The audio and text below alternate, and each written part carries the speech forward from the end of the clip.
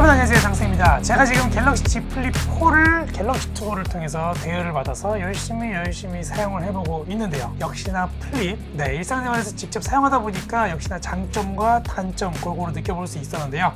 그래서 오늘은 이 Z 플립 4를 구매를 고민하시는 분들을 위해서 장단점을 현실적으로 한번 말씀드려 보도록 하겠습니다. 참고로 오늘 영상은 다른 브랜드나 이 전작과의 스펙 비교 영상까지는 아니고요. 이번에 마침 휴대폰을 딱 바꾸시려고 할 때 플립으로 바꾸는 게 과연 뭐가 좋을까 궁금하신 분들을 위한 현실적인 영상입니다. 사실 달라진 게 없어서 별로 할 얘기가 없어요. 먼저 사야 하는 이유입니다. 이번 플립 4의 가장 큰 장점, 디자인을 일단 빼놓을 수가 없겠죠. 사실 전작도 디자인 때문에 정말 많은 판매가 있었죠. 예쁘긴 예뻐요.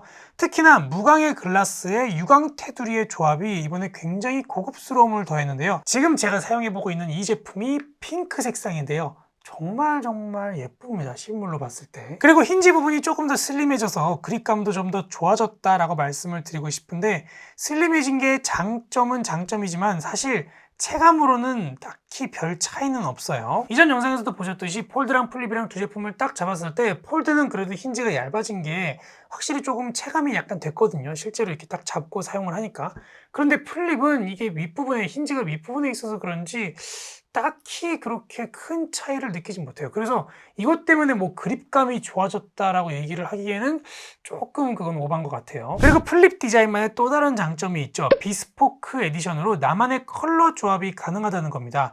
디자인에 예민하신 분들 혹은 개성 있는 나만의 제품을 찾기를 원하시는 분들에게는 아주 큰 장점이 되겠습니다. 근데 비스포크 에디션으로 주문을 한 다음에 나중에 처분을 하려고 중고로 판매를 하거나 그러면은 그 구매하는 사람이 그 디자인이 확실히 마음에 들어야 구매하지 않을까요?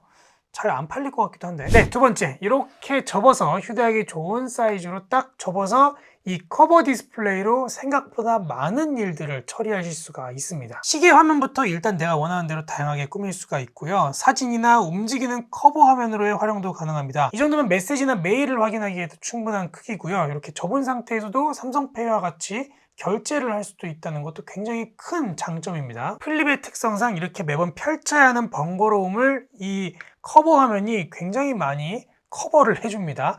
그런데 어쨌든 쓰다 보면은 펼쳐야 할 때가 있기는 있어요. 그리고 세 번째, 다음은 후면 카메라의 활용입니다. 이 커버 디스플레이를 통해서요. 사진 촬영을 자주 하시는 분들은 조금이라도 더 좋은 후면 카메라를 많이 이용하시는데요. 그러다 보니까 이렇게 휴대폰을 돌려가지고 이렇게 잡아서 이런 식으로 좀 불안불안하게 사진을 찍는다거나 그런 경우가 많잖아요. 그런데 이 플립은 기존의 바형 스마트폰보다는 조금 더 후면 카메라의 활용도가 더 좋습니다. 이렇게요. 그냥 버튼을 두 번만 딸깍딸깍 누르면 바로 카메라가 켜지게 됩니다. 그래서 그냥 이렇게 들고 찍으시면 후면 카메라로 찍는 겁니다. 여기서 동영상으로 바꿀 수도 있고, 이렇게 앵글을 또 바꿀 수도 있어요. 다른 카메라로.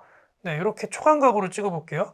이렇게 해서 동영상을 찍으시면 되는 겁니다. 분명 후면 카메라를 쓰는데 확실히 안정적으로 촬영을 할 수가 있죠. 그래서 셀카 같은 걸 자주 찍는 분들은 이 제품으로 이렇게 찍으시면 되니까 얼마나 편해요. 그리고 이렇게 커버 디스플레이를 이용해서 촬영하는 거는 상대방을 찍어줄 때도 편합니다. 자, 이런 식으로 다른 걸 찍고 있죠. 그럴 때 이 커버 디스플레이가 아무것도 안 나와 있잖아요. 그럴 때 요 위에 요 버튼을 딱 누르시면 커버 화면 미리 보기 켜짐이라고 있습니다.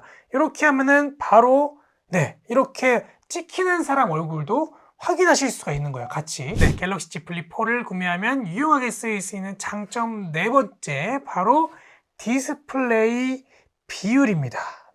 길어요. 플립의 특징이 이렇게 디스플레이를 접는 거다 보니까 아무래도 다른 디스플레이에 비해서 화면 비율이 길이가 조금 더 길어요. 그래서 더 많은 콘텐츠를 한눈에 볼 수가 있죠. 이렇게 가로로 영상을 보시면 딱 아실 겁니다. 양쪽에 이렇게 여백이 일반 휴대폰에 비해서 꽤 많이 이렇게 생기는 걸 볼 수가 있어요. 그래서 더 많이 길죠, 확실히. 그래서 SNS를 하거나 이렇게 문서 같은 거나 웹페이지를 볼 때도 정말 편리하게 쭉쭉 스크롤하면서 확인하실 수가 있습니다. 이거의 장점은 이뿐만이 아닙니다. 멀티태스킹에도 정말 유용합니다. 위아래 화면을 나눠서 사용할 때도 어느 정도의 공간을 충분히 확보해 줄 수 있기 때문에 다른 단말기에 비해서는 확실히 좀 효과적으로 사용할 수가 있습니다. 잘 보세요. 이런 식으로 위아래로 놔도 충분히 어느 정도의 공간이 확보가 되기 때문에 굉장히 편리하게 사용할 수가 있습니다. 다섯 번째, 마지막은 플렉스 모드입니다. 앞서서 말씀드린 멀티태스킹이라든지 카메라 활용이라든지 이런 것들이 이 플렉스 모드를 통해서 빛을 발합니다. 그게 뭐냐? 자, 이런 식으로 이렇게 꺾어서 사용하는 거죠. 이런 식으로 쓰게 되면 어디에도 두고 사용하기가 정말 편리하게 쓸 수가 있습니다. 이렇게 올려놓고 사진을 찍든 문서를 보든 영상 채팅을 하든 상관없고요. 아니면 이렇게 돌려서 셀카를 직접 어느 곳에 올려놓고 찍을 수도 있죠. 플렉스 모드 정말 좋습니다. 이렇게 딱 꺾으면 바로 설정이 바뀌는 건데요. 이 힌지 부분의 고정 범위가 지난번 플립 3 때부터 더 넓어지면서 이 플렉스 모드에 대한 활용이 더 강조되는데요. 특히 이번에는 유난히 더 플렉스 모드를 많이 강조하고 홍보하는 모습을 볼 수가 있습니다. 이렇다 할 새로운 기능이 없어서 그런 거예요. 아무튼 이 플렉스 모드를 모든 앱에서 사용하려면 먼저 설정을 해주셔야 됩니다. 설정에 유용한 기능에 실험실에 플렉스 모드 패널로 들어가시면 되는데요. 기본적인 갤러리나 카메라나 캘린더 등은 자체 레이아웃이 있어서 바로 사용이 가능하지만 다른 앱들은 필요에 따라서 플렉스 모드를 켜서 사용하실 수가 있습니다. 그러면 딱 접는 순간 위아래로 분할이 되면서 조금 더 편하게 정보들을 확인하실 수가 있죠. 그러다가 하단에 별도의 내용이 표시되지 않거나 지원하지 않는 앱 같은 경우에는 컨트롤 패널이 생성이 됩니다. 필요에 따라서 바로바로 확인하실 수 있다는 편리함이 있습니다. 자, 장점 하나만 더 말씀드릴게요. 여섯 번째 하나만 더 말씀드리면 바로 배터리입니다. 이 배터리 얘기를 장점에 넣을지 단점에 넣을지 고민이 좀 되는데요. 지난번 플립 3 때 배터리 용량이 너무 적어서 좀 많은 불편이 있다는 의견이 정말 많았죠. 플립 3를 구매한 분들이 후회하는 상당수의 많은 의견이 바로 배터리였습니다. 여러분, 이 3300mAh가 어느 정도냐면요. 단순히 디스플레이 크기로만 따졌을 때 이번에 나온 갤럭시 S22 일반 모델이 디스플레이 크기가 요거에 한 요 정도밖에 안 됩니다. 굉장히 작아요. 요 정도밖에 안 되는데도 불구하고 이 모델이 3700mAh의 배터리 용량을 가지고 있습니다. 그런데도 불구하고 배터리 용량이 작다는 의견이 정말 많이 있어요. 자, 그렇지만 다행히도 이번 갤럭시 Z 플립 4에서는 배터리 용량이 늘었습니다.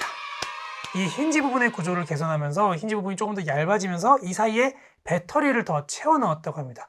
그래서 갤럭시 S22 일반 모델과 동일한 3700mAh로 늘었습니다. 그래서 전작과 같은 정도의 큰 불편함은 없다는 거, 이 부분 안심하시면 되겠습니다.